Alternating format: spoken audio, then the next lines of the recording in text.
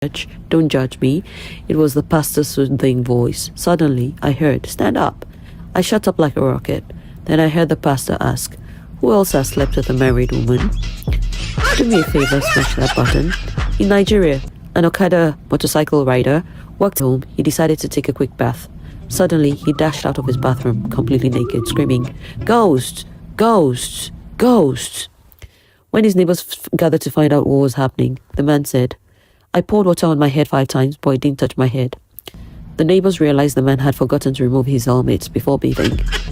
Whether you're in Britain or Nigeria or anywhere in the world, get work-life balance. Overworking and stress are not great for your all-round health. Here are some facts about the challenges men face, which often go unnoticed. 76% of suicides are men. 85% of the homeless are men. Men make up 70% of homicide victims. 40% of domestic violence abuse victims are men. Men endure the brunt of most violent crimes. For the same crime, men serve 64% longer prison sentences. Men account for 92% of workplace deaths. They are 3.4 times more likely than women to be in prison for the same offense. These numbers aren't just statistics, they're a call to action. Let's smash the silence, the stereotypes, and build smashing support systems to recognize and address the unique struggles men face. Be smashing, don't laugh alone. Spread the smile and the message. Save a life, smash that button, and remember, men and mental health matters. Which dog breed am I? Comment below. Which dog breed am I? Comment below. Which dog breed am I? Comment below. Which dog breed am I? Comment below. Which ancient civilization is this?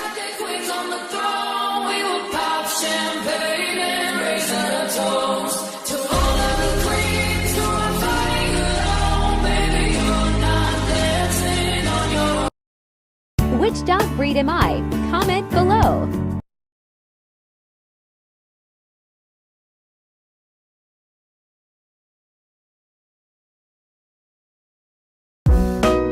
We've got 3 hours to land a new tagline. What do you got? Any ideas? Yesterday, you were on mute. Anybody? Today, Yes. everybody is listening.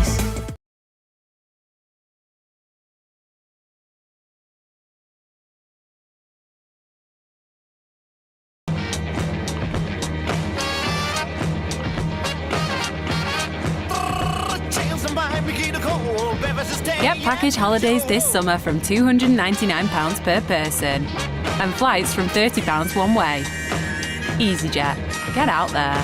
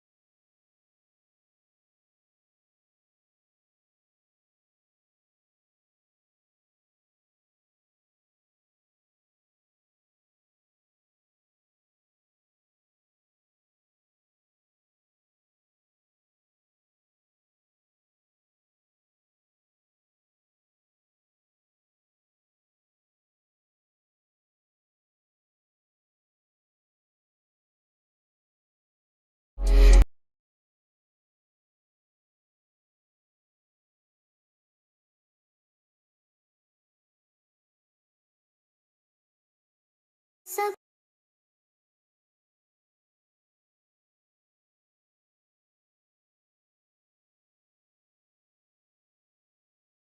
baby girl, you are so pretty, pretty, pretty, pretty.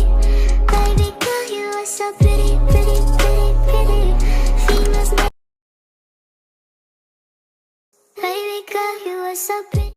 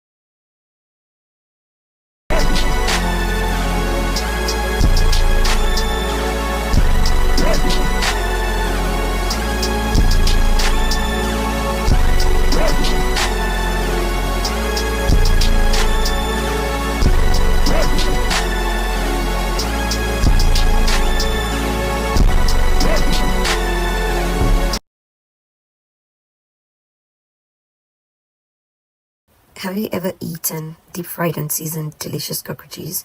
Would you consider some yummy, crunchy and flavorful grasshoppers for tea? Well, till you get to Thailand. Did you know insects are considered a delicacy in Thailand? And Thailand is the only South Asian country not to have been colonized by Europeans. I'm Todi, stick with me and let's learn more interesting and shocking facts about Thailand as we enjoy Julie's tasteful cooking. You can find out more about Julie's love story in Tales from Myton in the description. We missed out on the insect delicacy. You may want to try this out. The recipes are captured in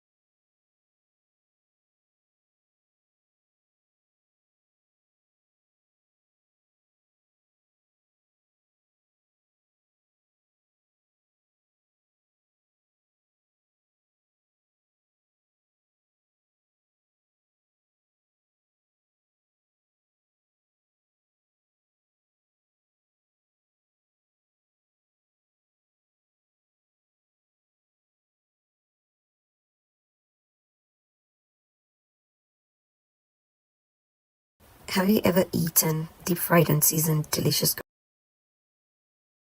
cockroaches? Would you consider some yummy, crunchy and flavorful grasshoppers for tea? Well, till you get to Thailand. Did you know insects are considered a delicacy in Thailand?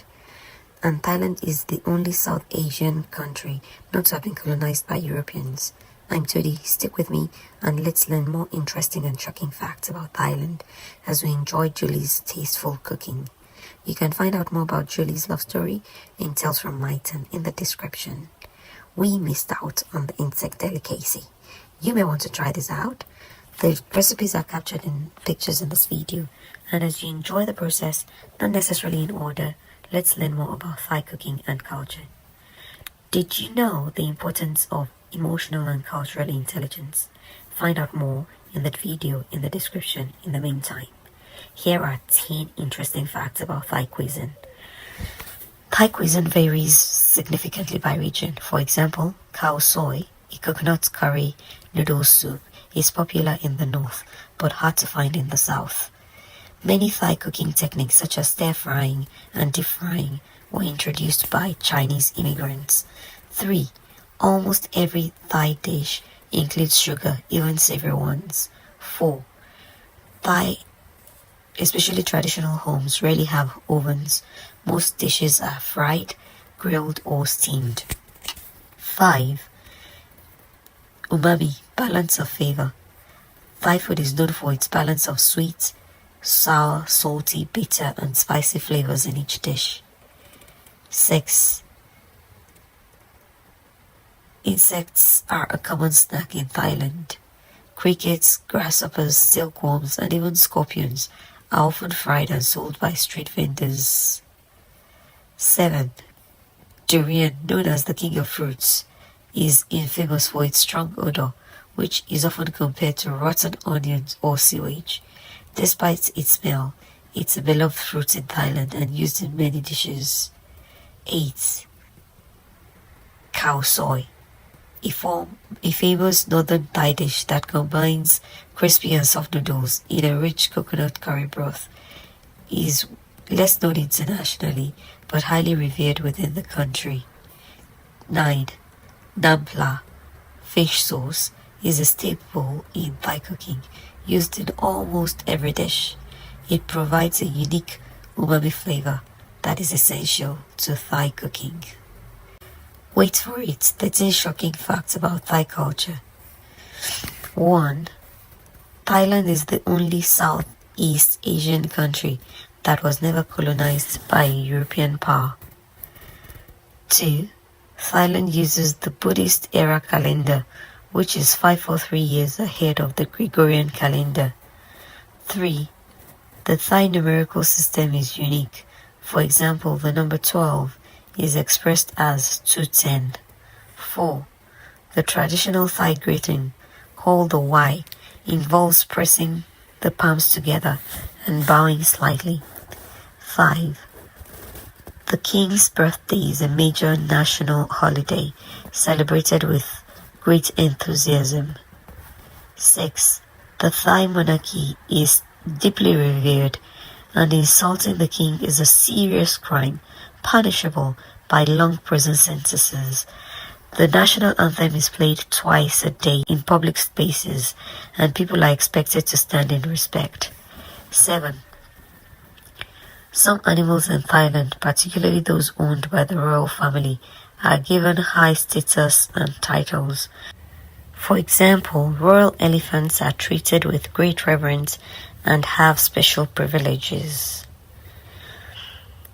Almost every Thai home and business has a spirit house, a miniature shrine to appease spirits and protect the property.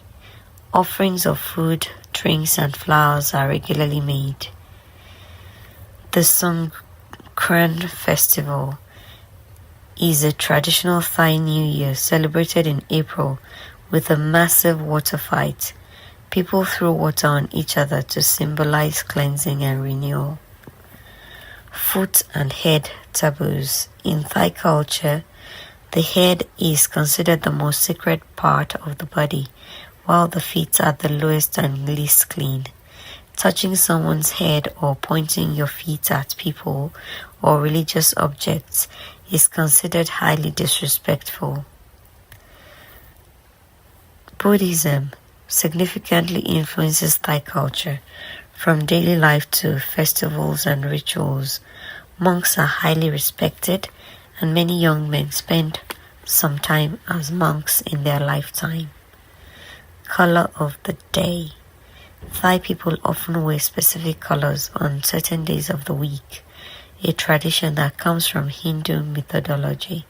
For example, Monday's color is yellow, which is why many Thais wear yellow on Mondays in honor of the king.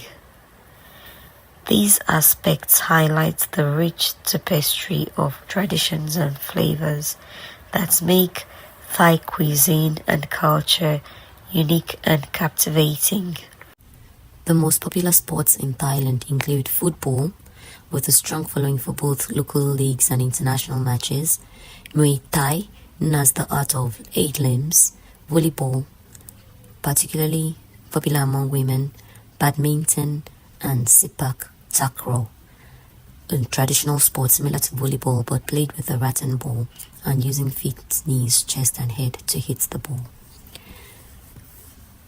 Poets like Sonton Phu, known as the Shakespeare of Thailand, famous for his epic poem Phra Afai Mani, Chirenan Pete Preacher, a contemporary poet known for her strong social messages and feminist stance, Auta, a rising star in the Thai hip-hop scene, known for his complex rap verses, BNK48, a popular Thai idol group inspired by Japan's AKB48, Bao Ki Lion, a female music producer and singer known for her husky voice and hit songs like Long Jai. There are icons like King Rama IX, revered for his contributions to music, photography, and social projects, Apichat Pong Weera Sithako, an acclaimed filmmaker known for his unique storytelling and artistic vision, Hollywood stars like Tony Jaa, a martial artist and actor known for his roles in Ong Bak and Fury 7, Chutimon Chewing Charon Swiying, an actress and model who gained international fame with her role in Bad Genius, Keo Pong Prayun, a boxer who won a silver medal at the 2012 Summer Olympics, Paradron Srichapan, a former professional tennis player who reached the top 10 in the ATP rankings. Famous Thai footballers include Tirezil Dangda, a prolific striker and one of Thailand's top goal scorers, Chanathip Songraskin, known as Messi J, celebrated for dribbling skills and has played in Japan's J-League, Thirathun Bonmathan, a versatile defender who has also played in Japan, Kawin Thamsachan Nan, one of Thailand's best goalkeepers, Kiatsuk Sinamaung, a legendary former striker and coach, often referred to as Zico. Pardon my murdering the names. What aspects of Thai culture, if any, is similar to yours? Comment below. Now, Gem, if you haven't yet, consider subscribing for more interesting and captivating facts about other cultures like these. Do check the Smashing Connection playlist referenced in the description. Like, share, comment, and follow. Thanks for sticking with me. Meals with Simon. We've got sort of a barbecuey roasted chicken, the legs particularly, stuffed with lemons to give a lovely summer flavour. And in the spices on the chicken are cumin, paprika, hot paprika, smoked paprika, garlic powder, salt, pepper. And then we've got it roasted with some veg, some carrots, potatoes, red onions, white onion and red peppers. So they've been roasted at the same time as the chicken. And they've also had some cumin seeds sprinkled over them. And then with it we're having some gravy that's using some of the spices and the herbs and the lemon juice to continue the summery flavour. And then we're having some cream peas as well. But like and follow for more. Meals with Simon. Today we're going to make a Asian inspired chicken noodle soup. We've got 2 chicken breasts, a couple of stalks of celery, a couple of carrots, 1.5 green sweet peppers, half a red sweet pepper, 2 medium red chilies, 4 finger green chilies, butter bean sprouts. We'll use some coriander. We've got light and dark soy. Key flavours are going to be chilli, root ginger and garlic. So I've got a good thumb length, perhaps a bit more of the root ginger, and about 6 cloves of garlic. And then we've also got some chilli flakes and some garlic granules. And we're going to be using just instant noodles this time round, but you can use just normal dried egg noodles, much cheaper than fresh ones. And for a soup, it's absolutely fine. And then we've got some chicken bouillon, which we may add just to thicken the soup a bit. And we're also going to use 1 big white onion too. We've got enough coriander to do about 2.5 to 3 tablespoons once chopped up. So I've prepared the chilies, garlic and ginger with the skins removed and the tails off. I like my food quite hot and spicy, so I've used both red and hotter finger chilies. If you taste less than this and you want a milder noodle dish, use less finger chilies or omit them altogether, and maybe scale down the garlic if that's your style. The veg is prepped, sliced into smallish pieces. The celery, carrot, red and green pepper and the white onion. So here we've just got 2 chicken breasts which I've cut through the thickness, to halve the thickness, and then I'm going to finely slice them. They'll be quite thin because this is a braised dish, so it's not stir fried. And a slice of the chicken.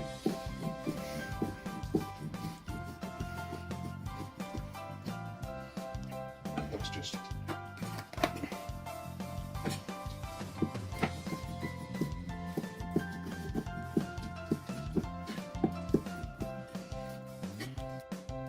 So here we are, all the ingredients prepped, which is the most time consuming thing about Oriental cooking. There's the chicken finely sliced and the veg finely sliced, and the key 4 flavourings: root ginger, red chilli, green chilli, garlic and coriander, and then we'll be using light and dark soy and the noodles and some chicken bouillon stock. So there we have the instant noodles broken up into chunks with the seasoning from the packs put in with them. If you're not using instant noodles, just using egg noodles, then you'll probably use more chicken bouillon. So the noodles have been covered with boiling water, just enough to cover them, and they're just going to soak in that for about 5 minutes, 10 minutes, and then that'll be added to the rest of the Chinese soup. So I've got a little bit of vegetable oil, and I'm just gently softening and sweetening the carrots and the celery before I add the water and the rest of the ingredients. Just for maybe 5 minutes, just to soften them a bit and get them sweet. Don't really need to do it with the rest, but these two, it helps. The rest of the veggies in. Well, the peppers and the onions, just breaking them free, particularly the onions, before we add the water and what becomes the flavourings in the stock. Water's in, and we're now just going to add the chicken, because it's going to poach, because this is basically a braised dish. The chicken will discolour as it cooks and add flavour to, you can see colour coming out of it already. It's going right to basically the broth of the stock. You can see the chicken's already starting to discolour after a few minutes. Now adding the main flavours, that's the root ginger, the garlic. We're not going to put the coriander in yet, that'll go in very late. The chilies, and we'll put in the bean sprouts later, and finish off with some soy sauce. We're just putting in a couple of teaspoons of the bouillon, because there's some stock flavourings in the instant noodles. If I was using, this is just a lovely Asian chicken powder. Good Asian stores will stock it, but if you have to, use some chicken bouillon powder or even chicken stock cubes if you have to. Soup is now coming to the simmer, and I'm just going to simmer that for about 4 or 5 minutes before I add the bean sprouts, because the bean sprouts need a lot less time. I'm trying to get it so that the veg is soft without losing too much colour. So, just adding the bean sprouts, because they don't take long. Make sure they're in the water, and then I'll gently mix them in before we add the noodles and finish off with the soy. Adding the noodles to the soup because it's near enough cooked. Oh, yes, just got the quantity right. How about that? About 2-3 tablespoons of light soy. And about 1 tablespoon of dark. Just going to put in most of the coriander, and then leave a little bit just to garnish on top when we serve.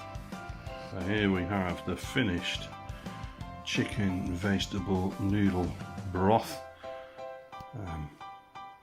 Big portion, feed a good 4 to 6 main portions. So here we have it plated up, garnished with fresh coriander, a hot, spicy chicken vegetable and noodle oriental broth.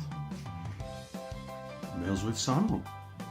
Would you try this out? Comment while you're in below. Please like, subscribe or follow for more smashing foods and recipes. Don't forget to share with other food lovers. The meals with Simon.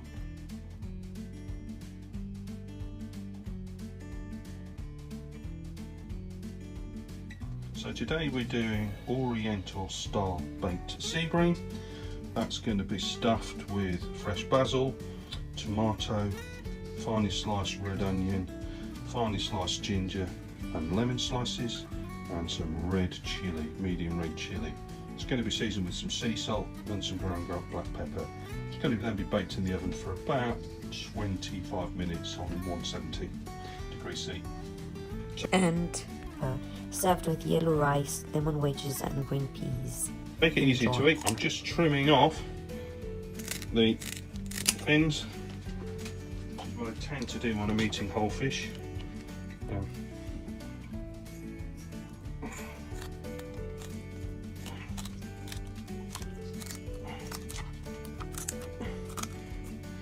So, finely slicing the tomato into wedges, just one tomato as usual, ripened on the windowsill. Particularly fish like this that have got a lot. So I'm just scoring through the flesh, just as you would if you were barbecuing this. It'll just help the flavours cook through. So the tomato wedges have been placed under the fish in a baking tray or baking and Pyrex dishes I'm using, and I'm now very finely slicing about a thumb's length every ginger that's already been peeled, and I want to get this really wafer thin. And the last bit I'm just going to cut into strips. So the ginger wedges just being pressed into the top grooves on the fish.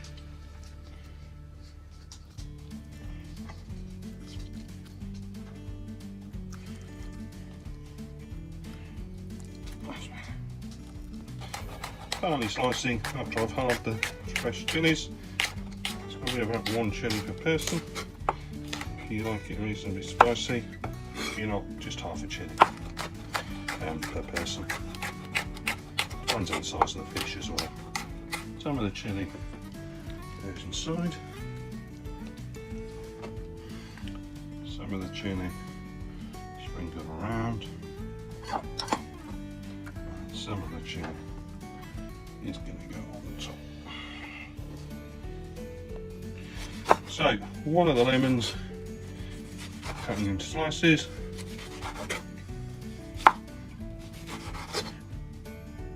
Oh, that was close.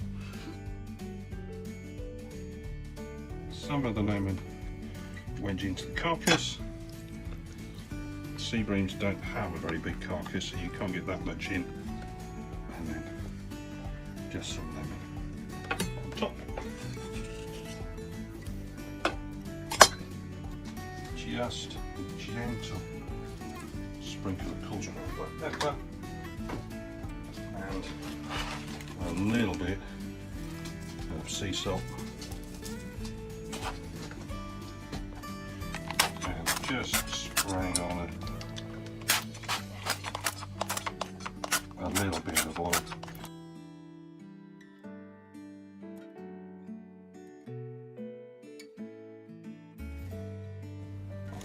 So fresh basil, stalks and all.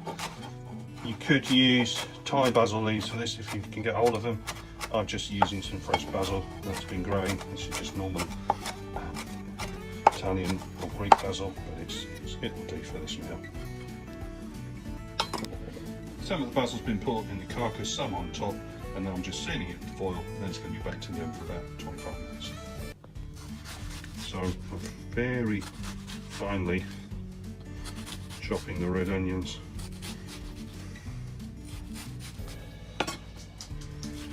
Because I want them to go really small into the rice dish that's accompanying this. So I'm doing yellow coconut rice. Oops, so easy.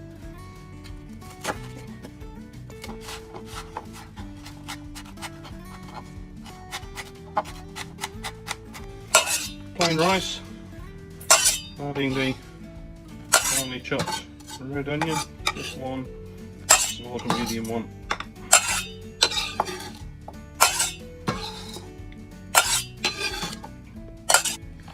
So this is some coconut cream, keep in the fridge, then it's hard. That's going into the rice. Yellow coconut rice. I'm adding just a little bit of turmeric, just about a teaspoon. So the coconut cream soon melts into the rice. I've just added boiling water. There's already been some salt in with the rice, so the boiling water will melt the coconut cream, and I'm just making sure it's thoroughly stirred so that it doesn't stick. So just in the last minute, stirring in about a couple of tablespoons of the fresh coriander. Adds a lovely final level of flavour to the yellow coconut rice.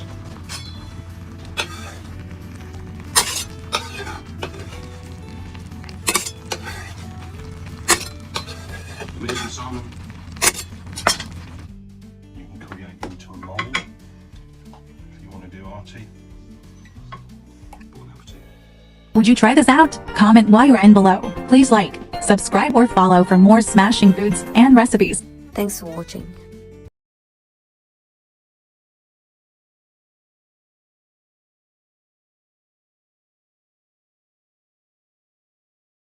Meals with Simon. Roasted wild mallard duck with roasted red onion and carrots, finished off with a rhubarb and ginger sauce, green peas and homemade croutons, and a glass of red wine. Would you try this out? Comment while you're in below. Please like, subscribe or follow for more. Why not experience the pub that was built on a windmill and other smashing hangouts with me? Find out more in the description. Like and follow for more. Why not enjoy some appetizing delicacies at Slago Lounge and other smashing hangouts with me? Find out more in the description. Please like and follow. Thank you. Why not enjoy some delicious cakes at Rose's Tea Room and other smashing hangouts with me? Find out how in the description. Please like and follow. Thank you. It's a diverse church, and there is an expert cook right there. Oh, yes. Her name is Gold. That's a lovely lady. And she made some delicious jollof rice. Meals with Simon. Mexican-style minced beef tortilla wrap. Slice some avocado. Meanwhile, comment where you are watching from. Chopped up avocado, seasoning it with some lime juice. You can use lemon, stops it going brown, and it's going to go lovely with the wraps. Here we have prepped all the fillings to go in the wraps. We've got some washed rockets, some shredded little gem lettuce, some diced up tomatoes, and I've seasoned that with some garlic granules and some ground black pepper. Got some finely sliced sweet peppers and some finely sliced cucumber. Then we've got some chopped up diced avocado with some lime juice over it, and then we've got some diced up red jalapenos. You can use green jalapenos. And then we've got some red onion finely sliced, and it's just been marinated in some salt, and I'm using a bit of vinegar to just rinse out the salt and take the harshness off the red onions. We've got some sour cream and some tomato salsa, they're optional. And then as flavourings today, we've used some garlic granules on the tomatoes, some ground black pepper, and I'm just using a little bit of chipotle and lime seasoning that's going to go on top of the minced beef. So the heart of the wrap is some minced beef balls and some cheese slices.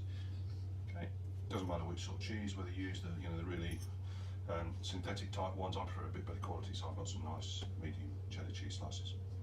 So you take your minced ball, this is beef, you could use pork, you could use a mixture of beef and pork, and either with a burger suppressor, or I'm just using the hilt of my hand, you just spread the minced beef around to fill most of the size of the wrap, and obviously you judge with a bit of trial and error the size of the ball depending on the size of your wraps that you're using, but you want a nice thin layer so that it cooks quickly, because you're only cooking it on one side, so it's need to cook through the meat.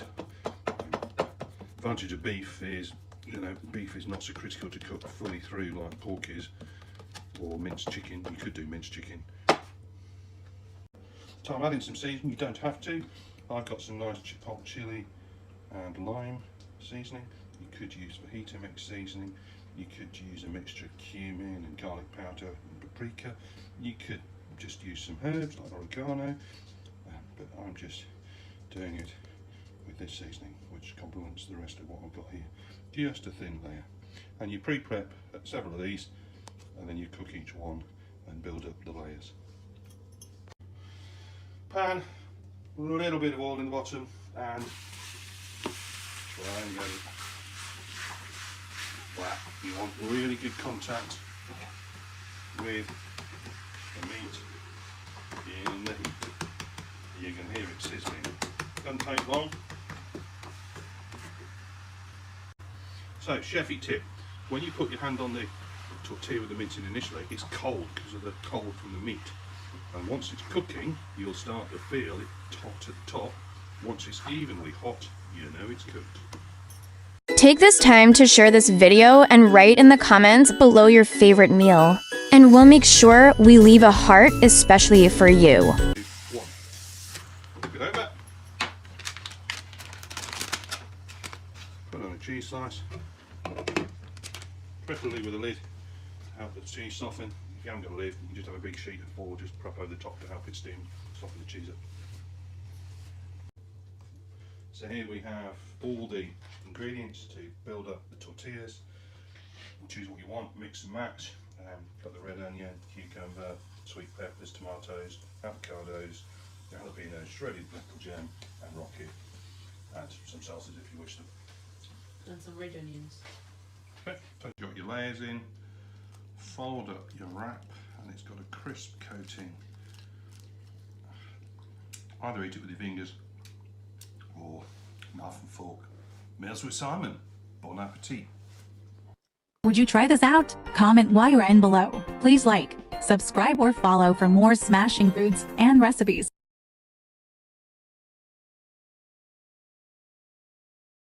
Meals with Simon, beef stroganoff, boiled rice, green beans. Bon appetit. Would you try this out? Comment while you're in below. Please like, subscribe, or follow for more smashing foods and recipes. Watch full video in description below. Meals with Simon, beef stroganoff, boiled rice, green beans. Bon appetit. Finally, chopping celery. Not essential for this recipe, but I tend to add it as just an extra veg, and it just gives a little bit more substance and nutrition to the sauce. Carving the onions and just cutting them into strips. One of the nice things about this recipe, you don't have to finely chop everything.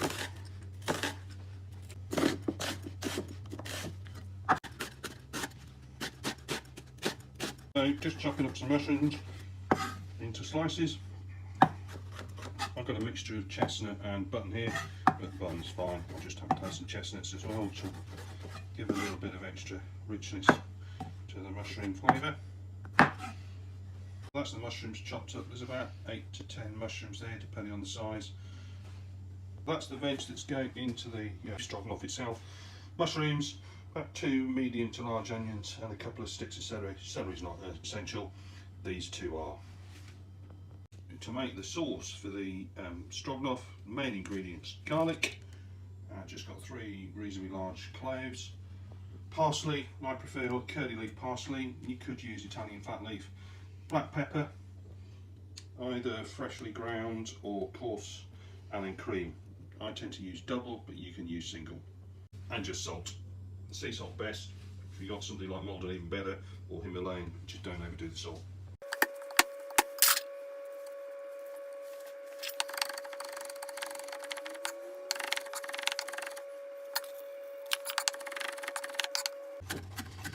So just finely chopping up curly parsley. You need about a couple of tablespoons of this, and I'm cooking enough for about 3 to 4 adults, depending on appetite. So that's about 2 tablespoons of curly parsley chopped. And then the last ingredient for the sauce is a good large glass of white wine. So if you look at most recipes for beef stroganoff, it says use sirloin steak, which is expensive. I've found from experience you don't need to buy that sort of price. Because it's cut into strips, I tend to use rump. So this is rump steak, and there's about 500 grams here. That's going to feed about 3 to 4. Cutting the steak into thin strips. Let's get the full side the other way. And I'm doing the knife at an angle to increase the surface area.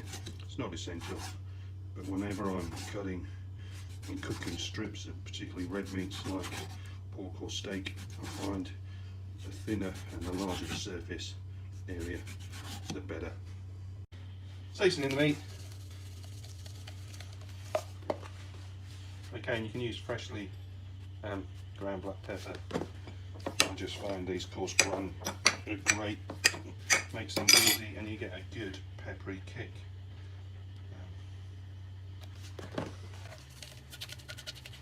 In the frying pan we've got a good decent sized knob of butter, and I've put some sunflower oil, vegetable oil in there, and just to help the butter not burn, about a tablespoon and a half of oil and a good decent sized knob of butter. Steak in. I cook it on a high heat because I want to sear this steak. You can already see as soon as it hits the oil and the butter it starts to colour. So the steak is just about cooked now. It's lovely and browned. It takes about 5 to 10 minutes depending on what's in the pan. Now we start to add the veg. So onions, or if you've got celery as well, they go in next. They need to sweat a little bit and just go translucent. We don't want them to particularly colour.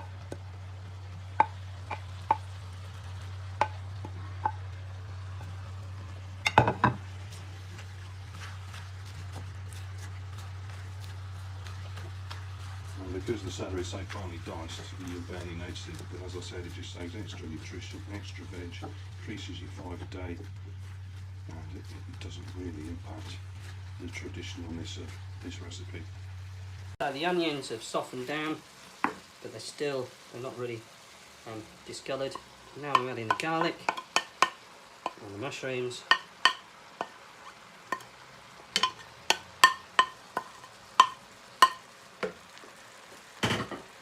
Garlic and the mushrooms have just been stirred just for 2-3 minutes.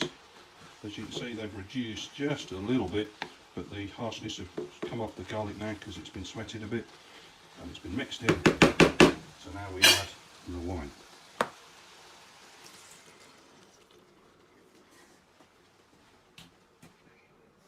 And I'm just adding about half a glass of water as well, just to make sure there's enough fluid to cover what's there.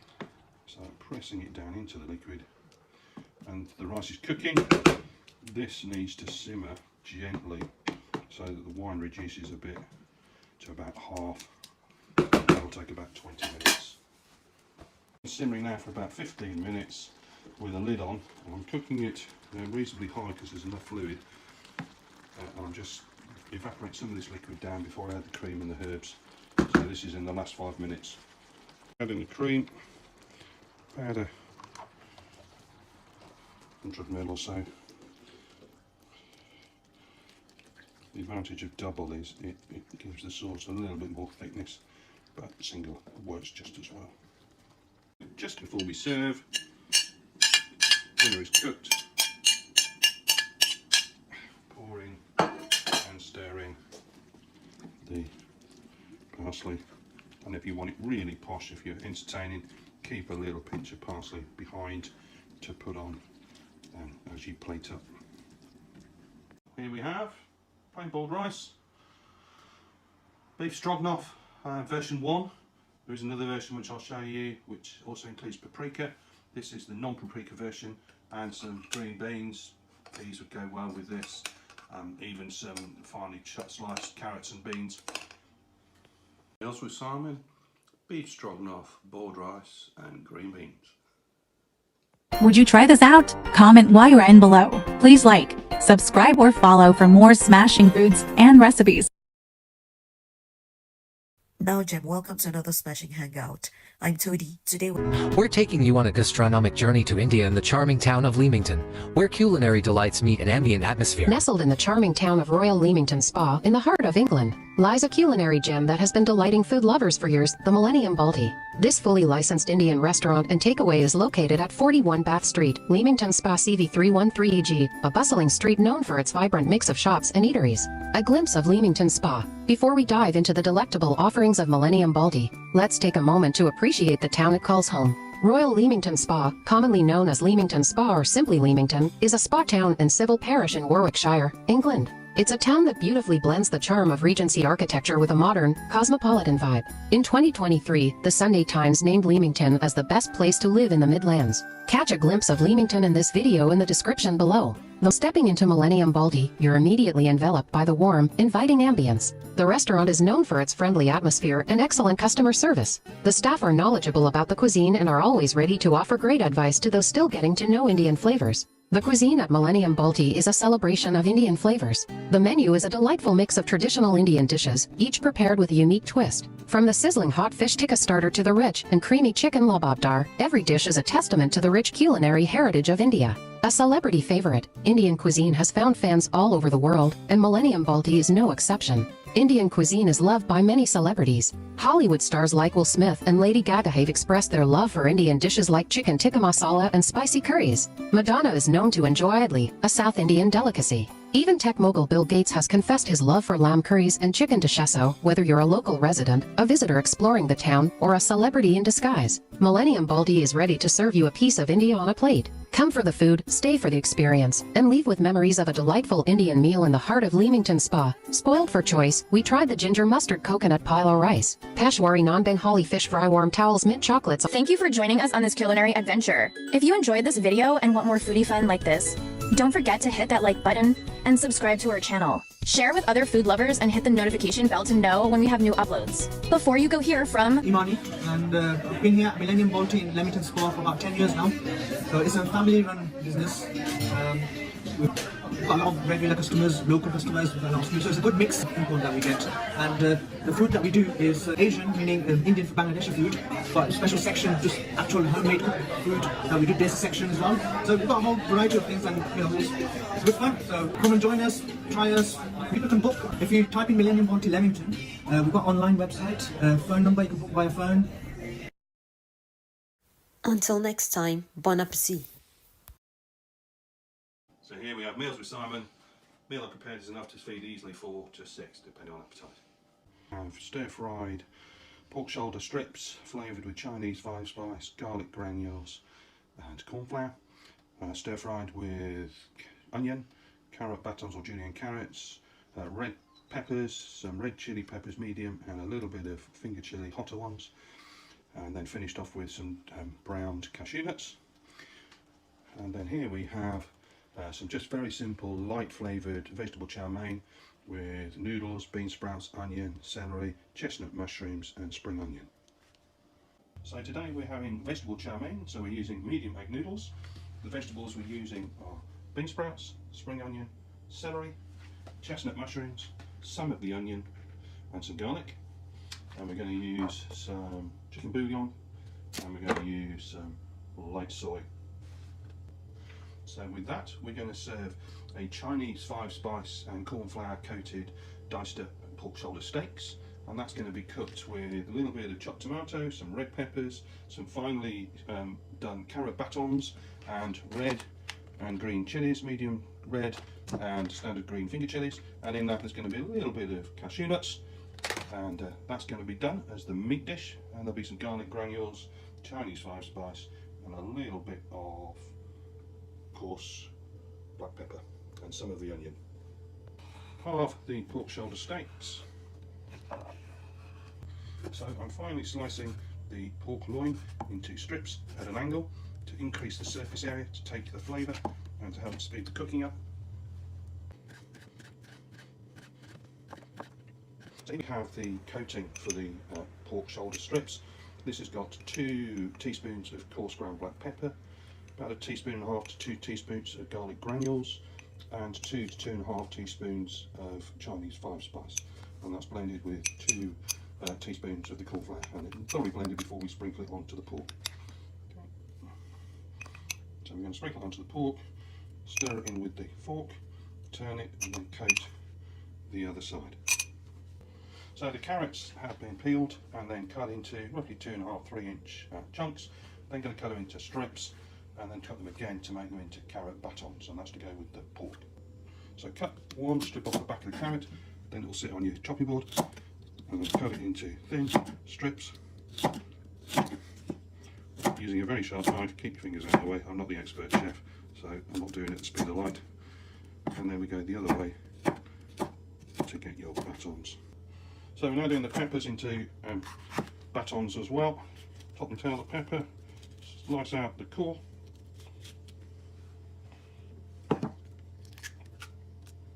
And then we're going to do those into batons too.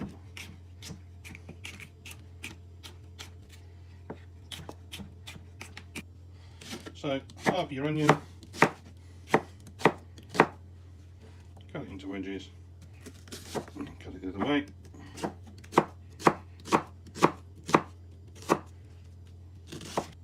So 2 red chillies. I like my food quite spicy, so I'm including the seeds, and I'm adding some 3-finger chillies to increase the heat. If you don't like your food too spicy, just stick with the 2 medium chillies, and if you want it even milder, remove your seeds.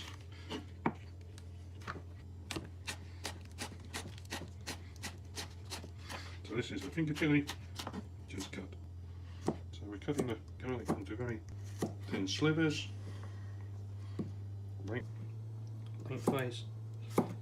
This is when you need really sharp knives.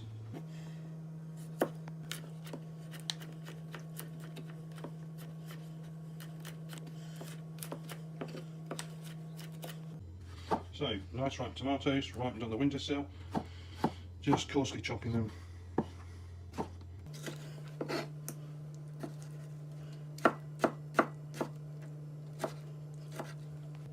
So this is the meat and veg crête for the pork dish. Pork rubbed with the seasoning, chopped up tomatoes, the spice, garlic, chilli, red and green, onions, red peppers, and almost julienne stroke baton carrots. So now prepping the veg for the chow mein. Got my 2 celery sticks, cut at an angle, increases the surface area for the stir fry, and gives you a more uniform size. Split your spring onion in half, particularly big ones.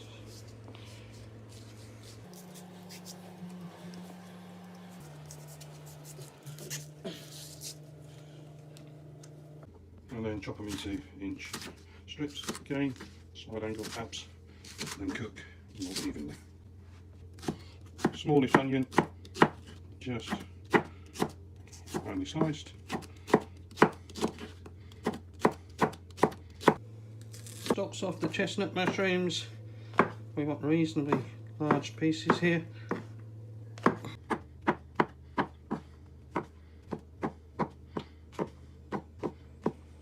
The vegetables prepped for the chow mein. You've got onions, spring onions, mushrooms, some celery in there, bean sprouts. If you're doing a vegetarian and no meat dish, then I'd probably add to this sliced carrots, probably some sliced cabbage or some pieces of broccoli to get a more balanced mix, and you could even put some nuts in to that if you wish, if you're not having meat. Pre-cooking the cashews. Cashews are browned.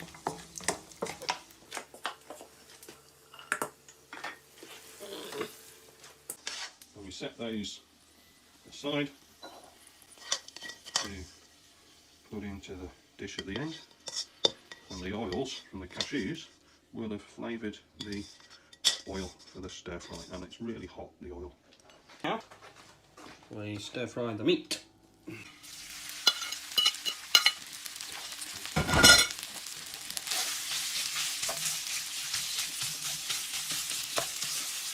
The noodles are pre-soaking in boiling water. So the noodles are in boiling water, soaking for a good 5 minutes or so.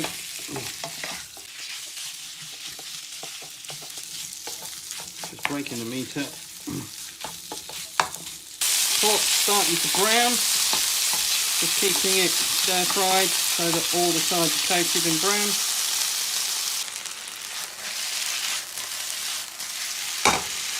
Pork is ready. It's been thoroughly browned on all sides, so now it's going to be removed, put aside while we do the veg. So stir frying the veg for the meat dish. Onions first.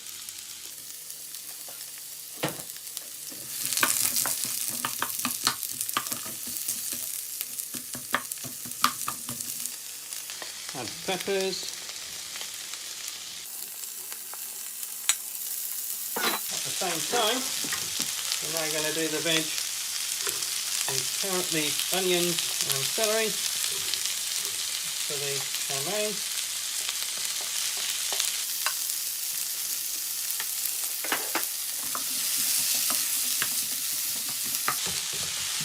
Start to see some colour on the onions. Peppers and the onions are stir fried. Add the flavour, the garlic and the chillies. Add the julienne carrot batons.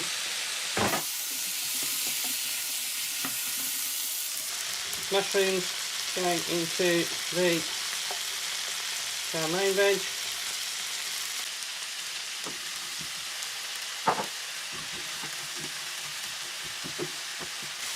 Okay. The onions and the celery are softening. Add the bean sprouts.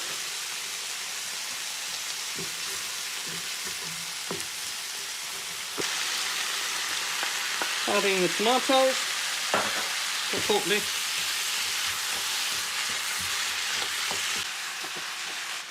Adding some light oil to the chow mein. Adding the spring onions to the chow mein. Do those very near the end because you don't want to lose their colour.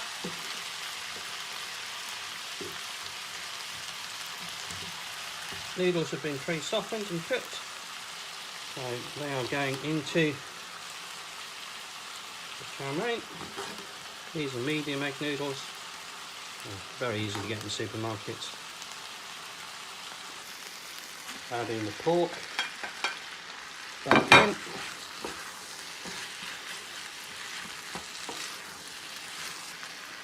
Returning the cashew nuts.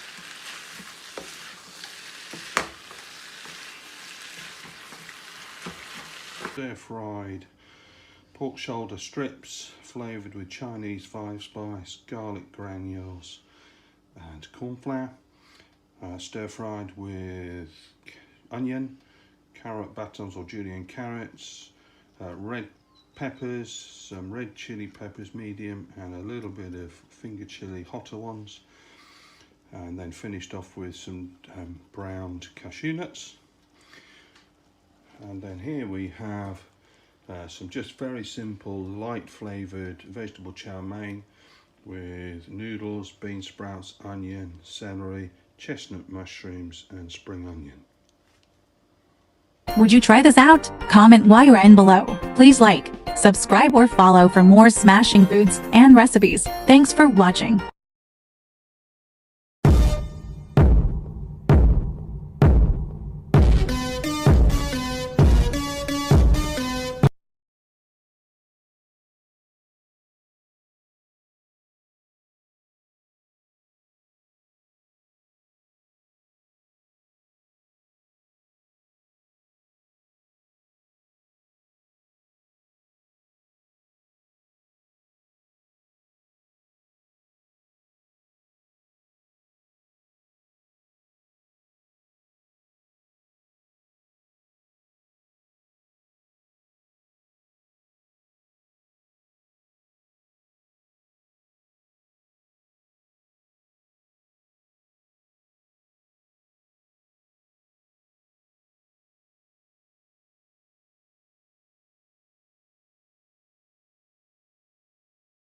Did you know Cristiano Ronaldo's diet for a sculpted physique? 20 fun facts about Portugal and 20 things to do in Portugal? Wait for it! Now Jem, welcome to another smashing hangout. I'm Todi. Today we are exploring the taste of Portugal at Pastelaria Portuguesa. Nestled in Warwick, Pastelaria Portuguesa exudes a blend of tradition and modernity, mirroring Portugal's rich culinary heritage. This charming establishment is a beacon of Portuguese gastronomy in the heart of Warwick. Stepping into Pastelaria Portuguesa is like entering a portal to Portugal itself. The ambience is rustic with warm hues, reminiscent of Lisbon's sun-kissed streets, while traditional Portuguese music fills the air, transporting patrons to the bustling cafes of Porto. From the iconic pastel de nata to sumptuous almond tarts and citrus-infused sponge cakes, the pastry counter beckons with irresistible treats sure to satisfy any sweet tooth. Whether you're craving a leisurely brunch, a cozy dinner, or simply a cup of robust Portuguese coffee paired with a freshly baked pastry, Pastelaria Portuguesa offers a taste of Portugal right in the heart of Warwick. The lamb shank, perna de borrego assados em vinho tinto, was ample and delicious. Baked cod Portuguese-style onions and potatoes, green salad, bacalhau assado no forno com batatas asadas, just with orange sauce, spinach, and sweet potatoes. Delicious. We had some yummy lemon cheesecake. Bolo de limão, almond tart with vanilla, almond tart raspberry sorbet. We finished it up with some homemade chocolate that were complimentary and some red wine. Meet Nicole, part of the team. The food they gave us complimentary. It was smoked salmon and cream cheese cake with a puff soup pastry. That was delicious. Oh, good. I'm glad you enjoyed it. Good, yes, I'm enjoying it very much. Worked here about 6 months, and I'm usually a chef in the kitchen on Sundays, so I'm chef, but once a month I do dinner evenings as well. So where should people come here? For a Portuguese experience, for the food, for the wine, and the music. I'm not Portuguese, but the head chef, she is Portuguese, and she makes a lot of cakes during the day. She speaks Portuguese as well, so if you're Portuguese, you can speak to her as well. Can you recommend a smashing hangout? Comment below. We'd love to learn from you. Now let's explore the vibrant culture of Portugal, a whimsical journey through history and adventure nestled on the western edge of Europe, on the Iberian Peninsula. Portugal boasts a stunning coastline that kisses the Atlantic Ocean. Its picturesque landscapes are adorned with quaint villages, historic cities, and lush vineyards, making it a paradise for travelers seeking both relaxation and exploration. Influenced by diverse civilizations, its name, derived from the Roman name Portus Cale, signifies Port of Cale. Cale, likely of Celtic origins, is linked to the mother goddess who shaped mountains and valleys, hiding in stones and trees. Over millennia, Portugal absorbed prehistoric cultures, engaged with Phoenicians, Romans, Germanic tribes, and even witnessed Moorish invasions during the Reconquista. In 1139, it emerged as an independent kingdom from the Kingdom of Leon. Wildlife. Portugal is home to a diverse array of wildlife, from the majestic Iberian lynx to the elusive Iberian wolf. Birdwatchers will delight in spotting rare species, such as the Iberian imperial eagle and the European bee-eater, while marine enthusiasts can observe dolphins, whales, and sea turtles off the coast. Politics and government. Portugal is a democratic republic with a parliamentary system of government. The president serves as the head of state, while the prime minister is the head of government. The country is divided into 18 districts, each with its own local government. Portugal offers enchanting moments and activities for everyone, from savouring pastéis de nata custard tarts to listening to fado music. Here are 20 things to do in Portugal. If you are learning something new, please give this video a thumbs up. Be kind. Share this knowledge with a friend or 10. They will thank you for it. Back to 20 things to do in Portugal. 1. Experience some city walks in the capital city. Take a stroll through the historic streets of Lisbon's Alfama district, where Moorish influences blend seamlessly with Portuguese charm. Wander through the cobbled streets of Porto's Ribeira district, lined with colourful houses and lively cafes. Lose yourself in Sintra's mystical forests, or the enchanting beauty of Sintra's palaces and gardens.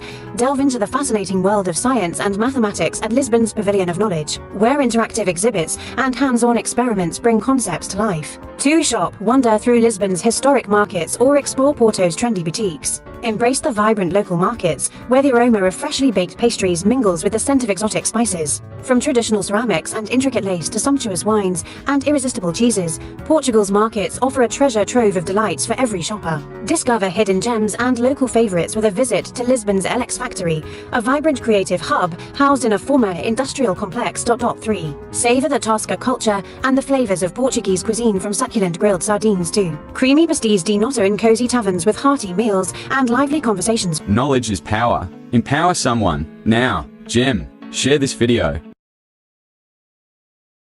4. Wander through the ancient alleys of Porto's Ribera district, a UNESCO World Heritage Site. 5. Embark on a wine tasting tour in the Douro Valley, home to some of the world's finest port wines. 6. Unwind on the golden sands of the Algarve's pristine beaches, framed by towering cliffs. 7. Marvel at the intricate azulejo ceramic tiles adorning the walls of Porto's São Bento station. 8. Hike along the rugged coastline of the Costa Vicentina, dotted with secluded coves and dramatic cliffs. 9. Dive into the rich maritime history of Portugal at the Maritime Museum in Lisbon. Marvel at Coimbra's ancient university library. Explore the wonders of nature at the Natural History Museum in Porto, or marvel at the masterpieces of Portuguese art at the National Museum of Ancient Art in Lisbon. 10. Climb to the top of the iconic Belém Tower for panoramic views of the Tagus River. 11. Visit the historic town of Évora, home to a Roman temple and a Gothic cathedral. 12. Indulge in a traditional fado performance, serenading the soul with melancholic melodies. 13. Take a boat trip to the mystical caves of the Algarve's Benodrol Sea Cave. Explore the rugged coastline of the Algarve. 14.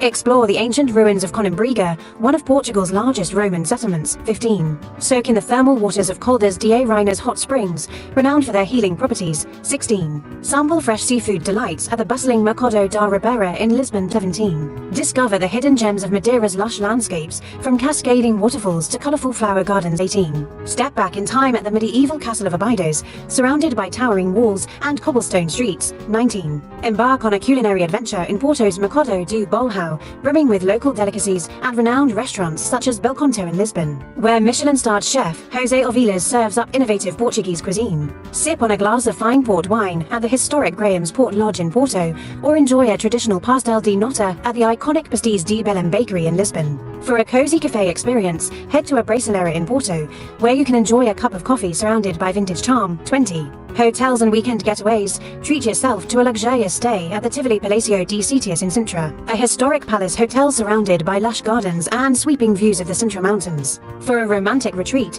escape to the Alentejo countryside and unwind at the São Lourenço do Barracal, a charming boutique hotel nestled amidst vineyards and olive groves. Relax in the tranquil surroundings of the Azores, a remote archipelago blessed with natural beauty and charm, and spot rare birds in the Azores. Explore the historic town of Guimarães, known as the birthplace of Portugal, or venture off the beaten path to the picturesque village of Monsaraz, perched high atop a hill overlooking the Alentejo plains. Which tourist attraction or attractions would you recommend? Please share that in the comment below. Here are 20 fun facts about Portugal. Did you know? 1. Portugal is home to the oldest bookstore in the world, Livraria Bertrand, founded in 1732, and holds the world record for the largest bookshop, Livraria Lello in Porto, a bibliophile's dream too. The Vasco da Gama Bridge in Lisbon is the longest bridge in Europe, spanning over 10 miles. 3.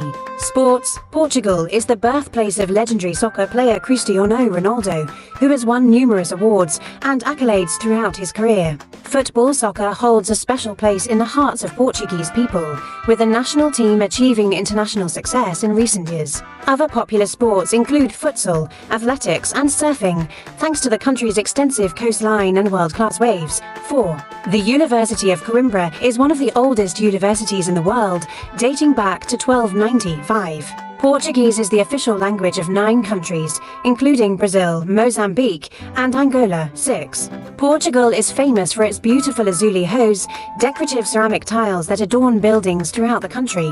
7. Portugal is famous for its delicious cuisine. Pastries like pastéis de nata, pastéis de bacalhau, and bolas de Belém, fresh seafood, flavorful wines, and custard tarts are national delicacies. 8. Portugal is home to some of Europe's most stunning beaches, including Praia da Marinha, Praia da Roca, and Praia do Camelo. The Algarve is home to Europe's largest artificial reef, the Ocean Revival Underwater Park. The Algarve region, famous for its stunning coastline, with rugged cliffs, hidden coves, golden sands, and crystal clear waters, boasts over 300 days of sunshine per year, making it a popular destination for sunseekers. 9. The Azores archipelago is home to the world's deepest underwater volcano, the Princess Alice Bank. It is a paradise for nature lovers, with over 20 different species of whales and dolphins frequenting its waters, lush forests, volcanic craters, and pristine beaches. The Azores archipelago is a hotspot for whale watching, boasts opportunities for hiking and diving.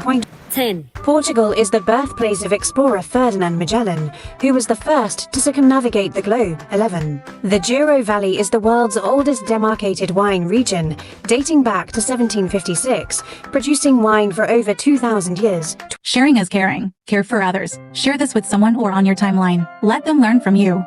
12. Lisbon's iconic tram 28 is one of the city's oldest and most charming forms of public transport. 13. Portugal is famous for its traditional fado music, which originated in the early 19th century, and is known for its soulful melodies and heartfelt lyrics. 14.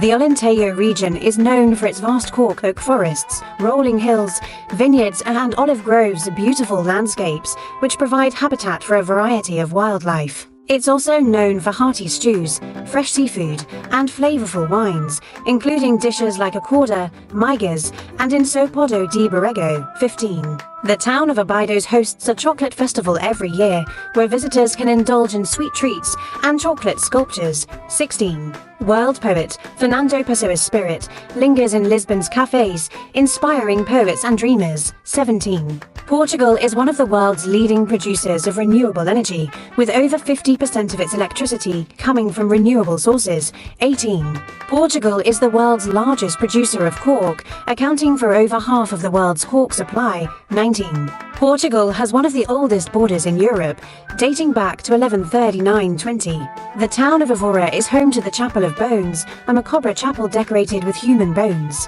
Whether you're seeking adventure or relaxation, Portugal offers a wealth of experiences to suit every taste and budget. From thrill seekers to culture enthusiasts, from surfing the azure waters of the Algarve to a leisurely cruise along the Douro River, soaking in the breathtaking views of terraced vineyards and medieval castles, you can experience science, history, mathematics and nature. Experience the taste of Portugal abroad. You can find Pastelaria Portuguesa on 57 Cotton End, Warwick, CB34 4NU. Follow them on Instagram and Facebook at Pastelaria Warwick, and check out my playlists in the description for more smashing hangouts. Your thoughts are valuable. Share them in the comment section below.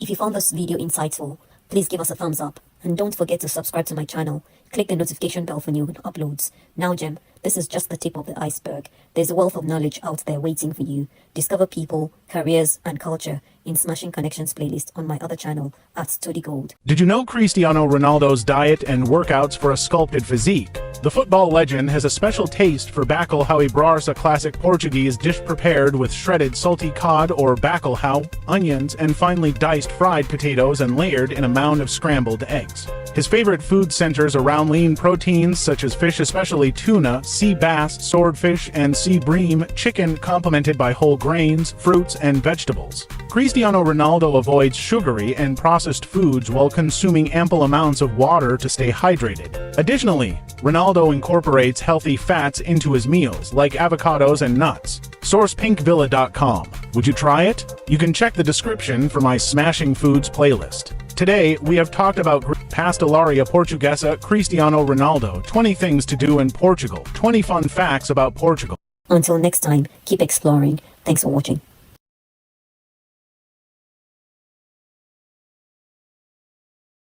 Nestled in Warwick, Pastelaria Portuguesa exudes a blend of tradition and modernity, mirroring Portugal's rich culinary heritage. This charming establishment is a beacon of Portuguese gastronomy in the heart of Warwick. Stepping into Pastelaria Portuguesa is like entering a portal to Portugal itself. The ambience is rustic with warm hues, reminiscent of Lisbon's sun-kissed streets, while traditional Portuguese music fills the air, transporting patrons to the bustling cafes of Porta. From the iconic pastel de nata to sumptuous almond tarts and citrus-infused sponge cakes, the pastry counter beckons with irresistible treats sure to satisfy any sweet tooth. Whether you're craving a leisurely brunch, a cozy dinner, or simply a cup of robust Portuguese coffee paired with a freshly baked pastry, Pastelaria Portuguesa offers a taste of Portugal right in the heart of Warwick. The lamb shank, perna de borrego assados em vinho tinto, was ample and delicious. Baked cod, Portuguese-style onions and potatoes, green salad, bacalhau assado no forno com batatas asadas, just with orange sauce, spinach, and sweet potatoes. Delicious. We had some yummy lemon cheesecake. Bolo de limão, almond tart with vanilla, almond tart raspberry sorbet.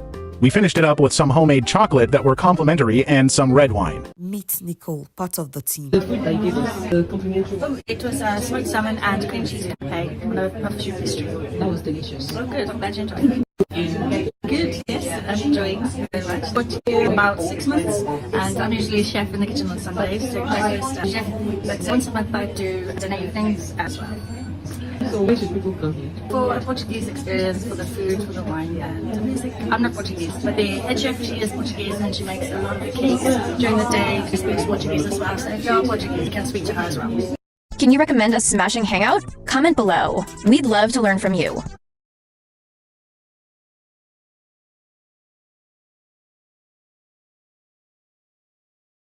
So it's Meals with Simon, spicy Jamaican pork curry served with lemon rice and garnished with fresh coriander. Yummy. If you haven't already, may I ask that you like, share, comment on this channel and click the notification bell to know when new content's coming. Let's dig in. 1 large white onion chopped, 4 pork loins chopped, 2 celery sticks, 2 carrots, 1 small red, 1 small green, 5 green finger chilies, 1 medium red chili, all finely chopped up, 5 garlic cloves, finely chopped and crushed, and a tin of normal chopped tomatoes, not Italian tomatoes. So sweating down the onions, peppers, chilies, carrots, celery and garlic.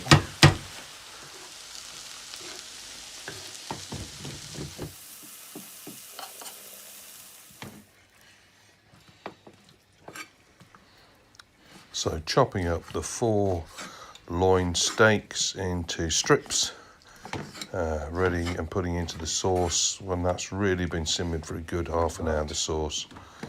And then another half hour. And this is the Jamaican exotic curry powder and some cumin powder. About 4 teaspoons of the Jamaican and about 1.5 to 2 of the cumin. So just simple chopped tomatoes.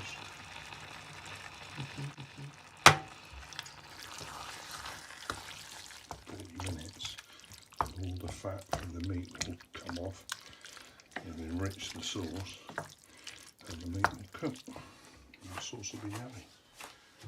So just adding more water so it doesn't stick. Bring up to the boil. Simmer for about 30 minutes with the pork in, stirring regularly. And I've put some black pepper in as well, just to give it a bit of extra yumminess. There's about 5 big cloves of garlic in there. Biggish pieces. Yeah, I'm not finely slicing them because I want them to have some visible texture. They're not going to be cooked right down. They want to be visible. And they're lovely, nice, small butter mushrooms, so lovely and fresh, as opposed to chopped. Finely sliced like I'm doing like a casserole, but it just disappears. Small leek, celery stick, 2 carrots, small red pepper, small green pepper, I think 4 or 5 green finger chilies, and they were quite big ones as well. And I will finish it off with some coriander. This is leaf plucked, which is going to go on the garnish, but the bulk is going to be chopped up and put in the sauce. But there'll be a plucking of coriander as a garnish. Unfortunately, the chopping board's walked a bit with age. Measure about half a cup of rice for each adult and pour in a pot. Adding the zest of 1 lemon or shavings. It doesn't matter if the pieces are reasonably sized because they're going to flavour the rice and they'll go soft. And the lemon itself will be left as wedges to squeeze over the curry in serving. Let the curry simmer for 20 minutes, stirring occasionally. So we have the zest of a lemon and a good 2 to 3 tablespoons of chopped fresh coriander. So adding the lemon shavings to the rice to simmer it with, and there's a tiny bit of coriander in there. Thickening the sauce, drying out the rice. So adding the chopped mushrooms for about the last 10 minutes or so. Curry's cooked for a good 30-40 minutes already, and just boiling down for the last 10 minutes or so. So now just adding the finely chopped up coriander after the mushrooms for the last 10 minutes. Cut some lemons to garnish the rice with. All done, and it's time to dish up. Serve the rice with a squeeze of lemon on the side and garnish with coriander. So I'm serving this curry with a nice fruity red wine with some rich fruit flavours to complement the strength of the flavours in the meat and the curry. So it's Meals with Simon, spicy Jamaican pork curry served with lemon rice and garnished with fresh coriander. Yummy. As the aroma of our culinary journey lingers in the air, we invite you to click the notification bell to know when we upload new content to our fellow food enthusiasts. Share your thoughts, suggestions, and recipes in the comments below. Don't forget to give us a thumbs up and subscribe to our channel for more delicious adventures. Until next time, happy cooking.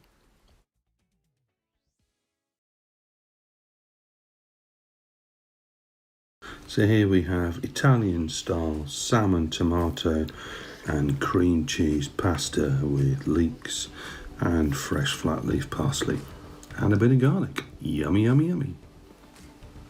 So today we're doing a lovely traditional simple Spanish spaghetti dish that's going to be flavoured with a soft cheese. I'm using Boursin, you could use roulade, you could possibly use Philadelphia, anything like that. And it's basically going to be cook most of it in one roasting pan, and then just do the spaghetti and stir it in afterwards. So we've got some cheap salmon cuts, don't need to buy posh steaks because it's going to be flaked up. There's going to be plenty here to feed 2 to 3 adults and have left over. We've got main ingredients, the salmon, young leek, 4 tomatoes, or you can use plum or cherry tomatoes. You've got the soft cheese, Boursin or roulade or Philly or whatever, and then we've got coarse ground black pepper, some garlic granules or fresh garlic if you want, ground pepper, salt. We've got a lemon, Italian flat leaf parsley, and olive oil. So this is a classic Italian dish, but you could modify similar sorts of things, but instead of using flat leaf parsley, you could use coriander, you could use some sliced chili, medium chilies, maybe red chili, or some chili flakes. You could use coconut milk or coconut cream to just tweak it up, go more Thai style or Oriental style. Today we're doing more Italian style. If you're doing the Oriental style, rather than doing spaghetti, you could use maybe egg noodles or flat noodles to do the Oriental themed version. So we're finely chopping up the leek. I want it really quite fine because it's going to be stirred in. As well as using leek, you don't have to use leek, you could use spinach instead. It's just, I've got leek in, so I'm basically adjusting the recipe to what's in my store cupboard. You could do it with spinach leaves instead of leek, but leek gives a nice sweet flavour and it's yummy. So we want it small, and I'm using a very sharp knife. Very hard to do recipes with blunt knives. You can't get the sort of fine chop pan that an oval or a rectangular works. So we've got just a bit of olive oil on the bottom to help grease the pan, leeks at one end. We're going to be putting the fish at the other end. So I'm just coarsely chopping up the tomatoes. If you were using cherry or little plums, just probably half them to just help them soften when they're roasted. And I'm going to be putting these on top of the leeks. These have been ripened on the windowsill, so they're nice and warm and room temperature. don't use tomatoes straight from the fridge. Not a good idea. They lose their flavour. Much better to have them at room temperature for at least 6 hours to a day, unless you're in a very hot climate. Be contributing to the nice tomato-y pasta sauce. And the advantage of this dish is it's just all in one pan. So they just go onto the leeks and just try and get them reasonably flat. Not essential this, but it will just add a little bit of flavour. Again, you could use some chopped or crushed up garlic here instead, but I'm just using this for ease because it's in my store cupboard. And garlic granules are a brilliant store cupboard ingredient, used in so much of what you can cook in, whether it's barbecue pastes or Chinese or Italian or Spanish. A little bit of ground black pepper, a little bit of salt, not lots. Now it's up to you whether you leave the skin on or take the skin off. I usually cook fish with the skin on. It has extra nutrients. Obviously make sure it's descaled. And I'm just going to put a little bit of seasoning on the fish. Yes, a little bit of salt. And a little bit of fresh ground pepper. And then you lay the fish into the other half of the pan, and I'm trying to keep the fat bits even on both sides. So, reminder tip for lemons: to get the juice out easily, give it a good roll to soften it. Makes it harder to cut, but with a sharp knife it should go through. If not, do a little spike first. But we're going to basically see all the juice coming straight out, and I'm going to just put some lemon slices onto the fish pieces.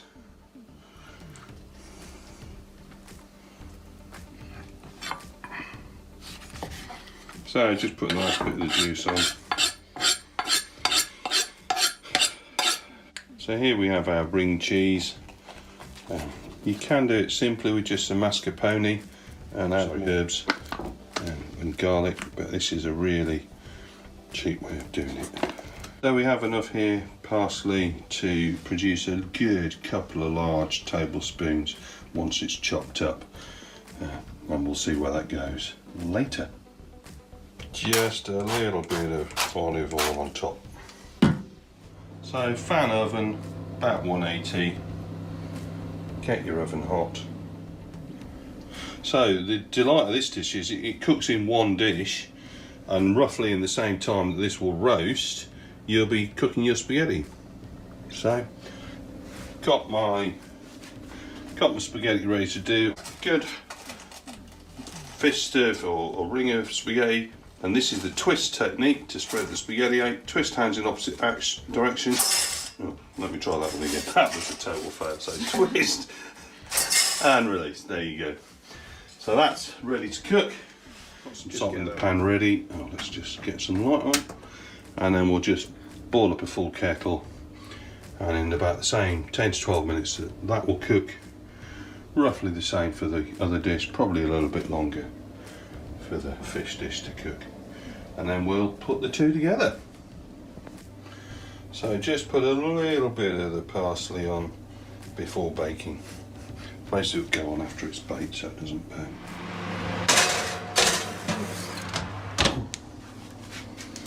So we're going to give that about 5-10 minutes, check it's cooking well before we cook the pasta. After 10 minutes, boiling hot water into the pasta dish.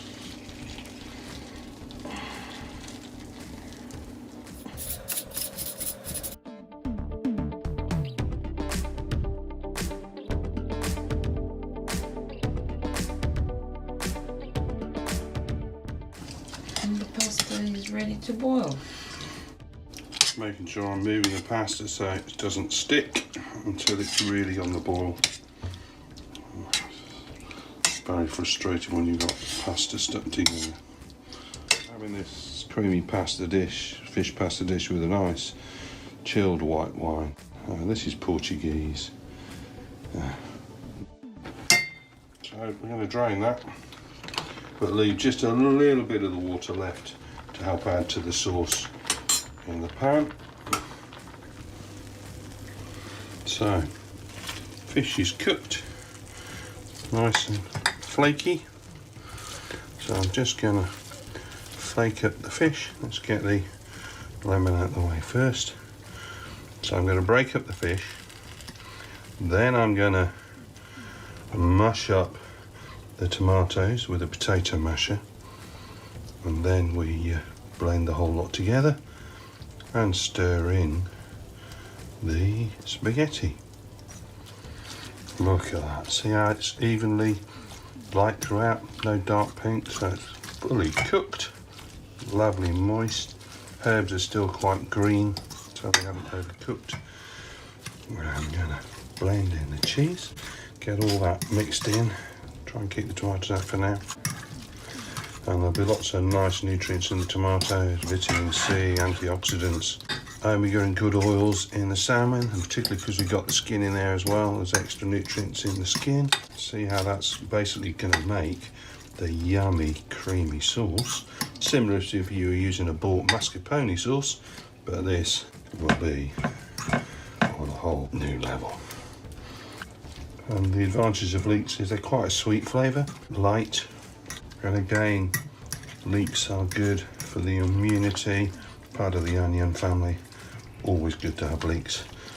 So there's a very healthy meal here. You know, there's cream in the cheese and saturated fat. The olive oil helps your blood absorb that.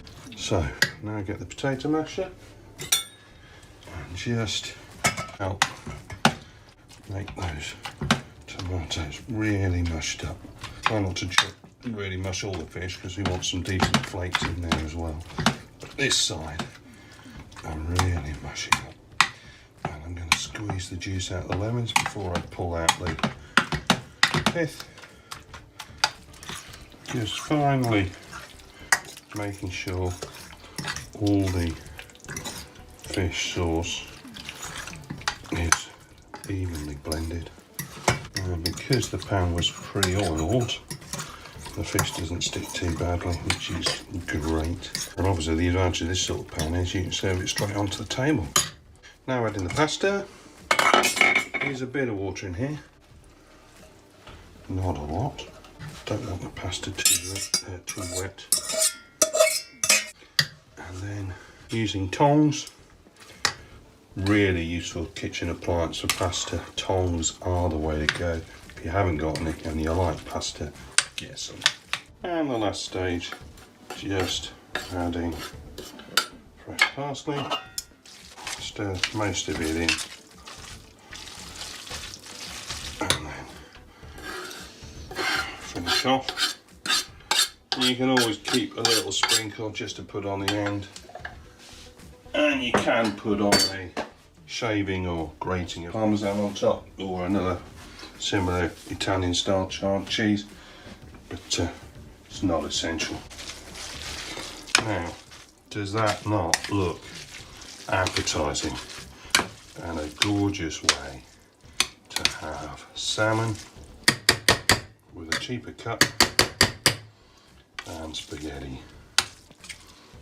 And to serve, just perhaps finish with this is optional of course, but if you like a bit of heat in your pasta, a little sprinkling of ground black pepper. I really like ground black pepper with spaghetti and linguine. And let's plate up. This one's for you. No.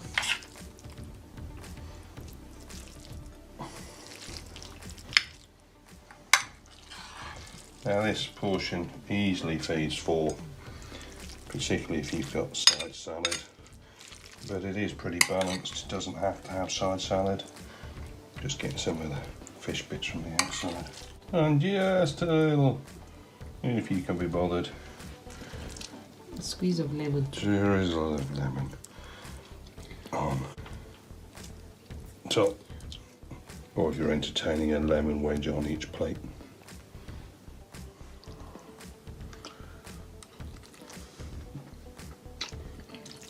Fresh, filling, yummy. So this is a very basic starting place. You can adjust this recipe depending on what's on your store cupboard. You can put some lovely fresh spinach leaves in and bake it in the spinach and stir that into the sauce. Or you can finish off with some cooked peas and just stir those in at the end. Or if you want to go Asian, instead of using spaghetti, you would use egg noodles, you would use chili flakes, put a drizzle of soy maybe in at the last minute, light soy, so you don't want too much colour. And you could even put some sliced fresh chilies in. And you could even stir in a little bit of coconut cream and water to thickness. Or you could use coconut milk and have it more soupy as a Thai style soup. Don't have to use leeks, but if you've got some nice light coloured leeks, they particularly go well. Sweet and nutritious. And for the traditional purists, you'd probably want to garnish it with grated parmesan, or stir some grated fresh parmesan into the sauce, and maybe even serve it with some arty parmesan shavings if you're wanting to impress the love of your life.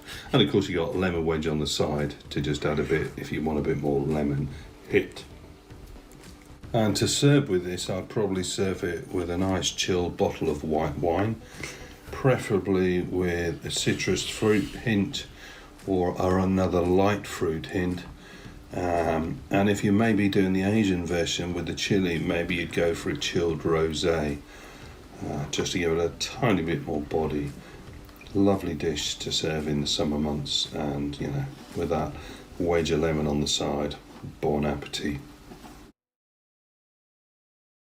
Today we have Meals with Simon with homemade potato wedges, seasoned with salt, ground black pepper and some roasted crushed garlic.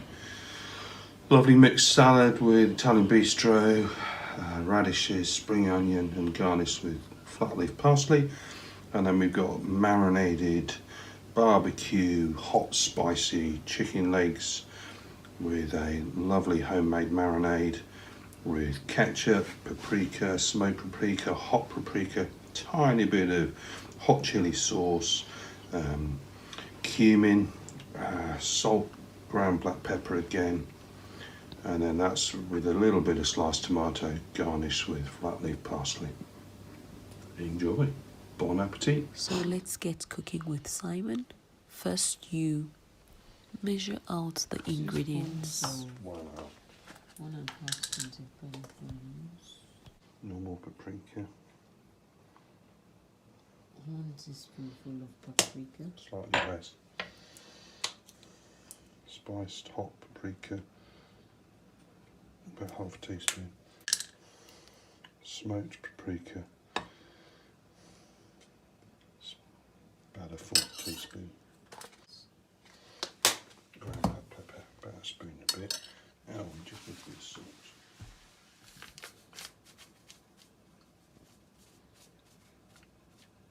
About half a teaspoon. About 2.5. It's about 2 tablespoons. Yeah, it's about 2 tablespoons. Okay. Add 3/4 of a lemon in. You can roll the lemon to make it soft and easy to squeeze. Add some ketchup. The lemon will make it soft. Yeah, and there's vinegar in this ketchup as well, so the lemon and any vinegar or citrus helps break down the muscle fibres in meat, so it starts to tenderise it, and also helps the spices get into the flesh. Stir it all in together. I'm just going to add one more liquid before I stir in this nice ketchup. Now you can stir in mustard if you've got it, but I haven't.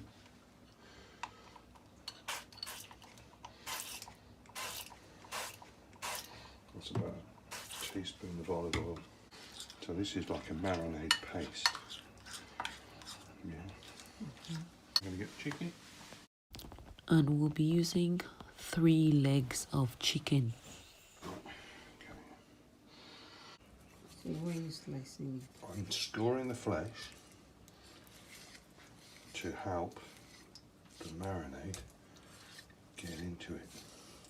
And as it cooks, it will open up a bit.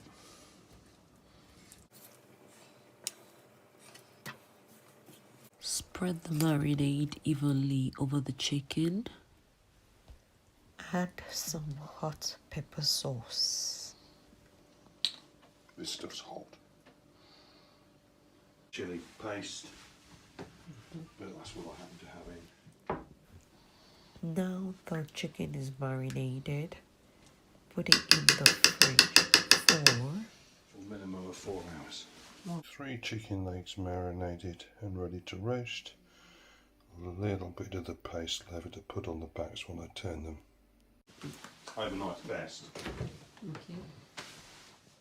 Mix some coarse black pepper, some garlic powder with salt and add it to the wedges. Pre-microwaved for about 5-6 minutes and seasoned with garlic powder, black pepper and salt, and some cloves of garlic in with skins on to also roast, and then the paste of that garlic will be squeezed on to give a sweet garlic flavour to just rub into the potatoes.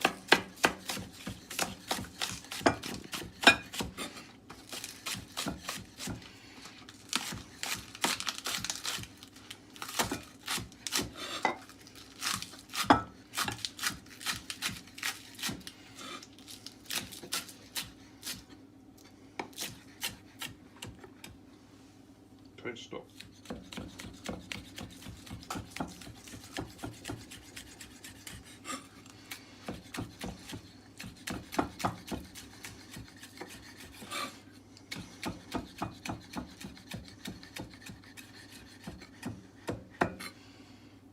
That's for the garnish. Okay. And now we're just going to chop the radish.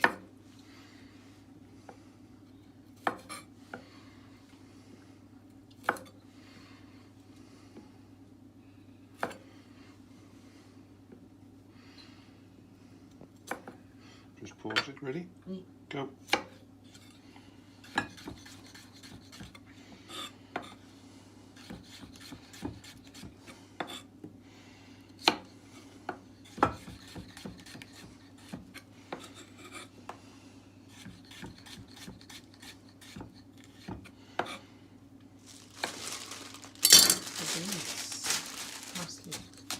Flat leaf, Italian parsley.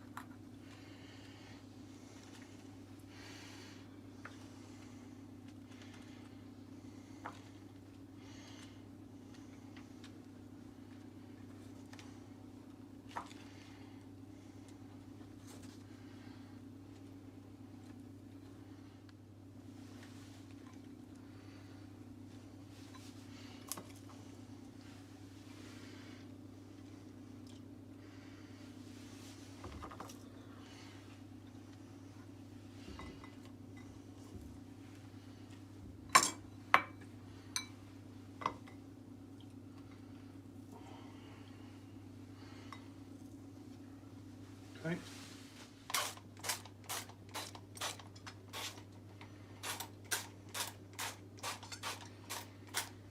Olive oil. Extra virgin olive oil, or virgin olive oil. Extra virgin.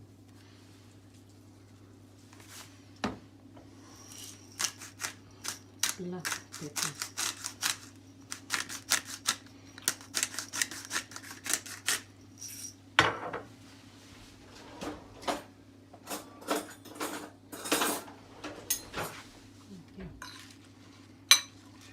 Mexican.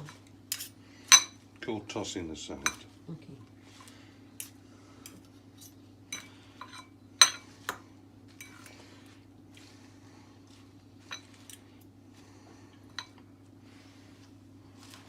Toss the salad.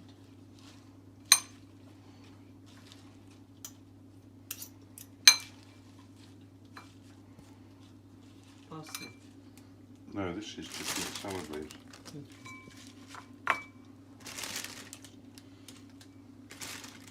Is that alright for you?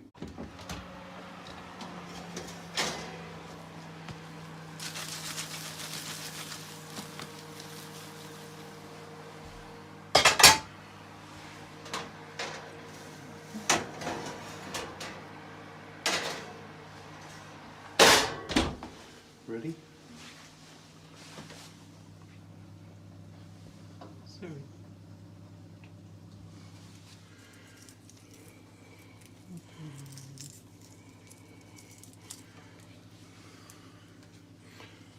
Oh, let me get the spoon. Close out.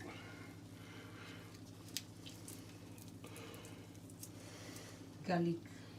This is the roasted garlic. I'm just taking the skin out.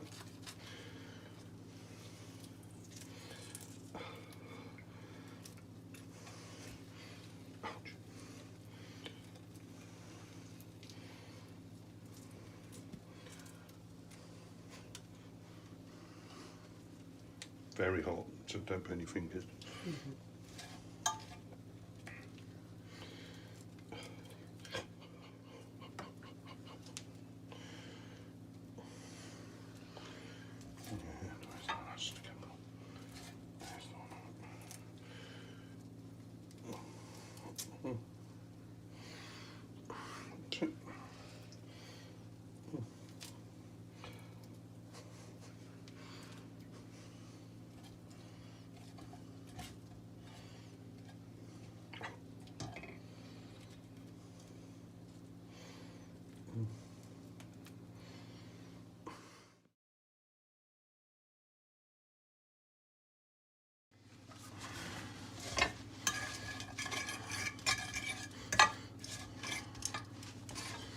Mixing the Crushed garlic onto the potatoes, wedges.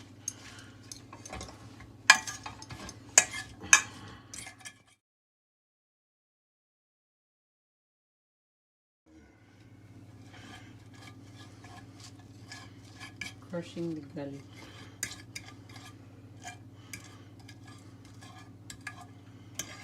Oh, that one's still in the skin. I think we're going to.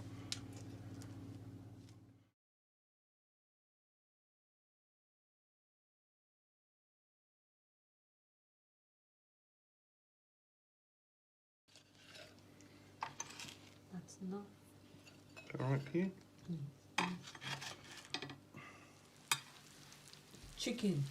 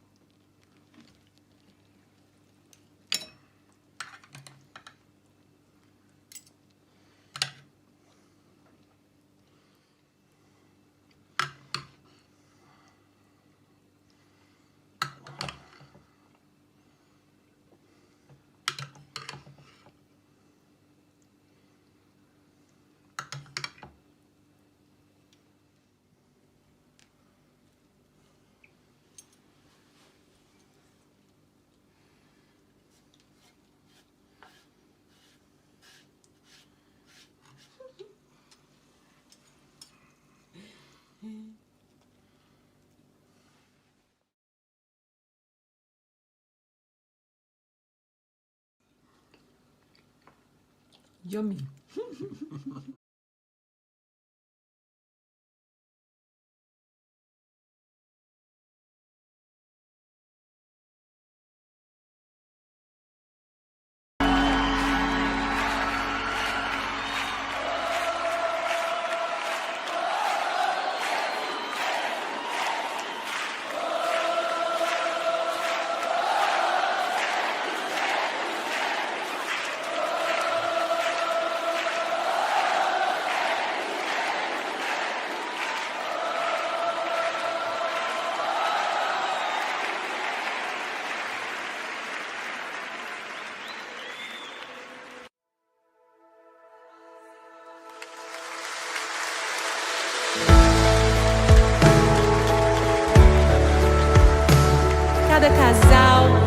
possa declarar nesta hora. Eclesiastes diz: é melhor serem dois do que um.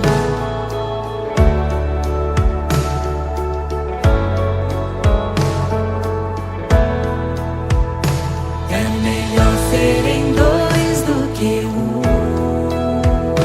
É melhor serem dois do que um.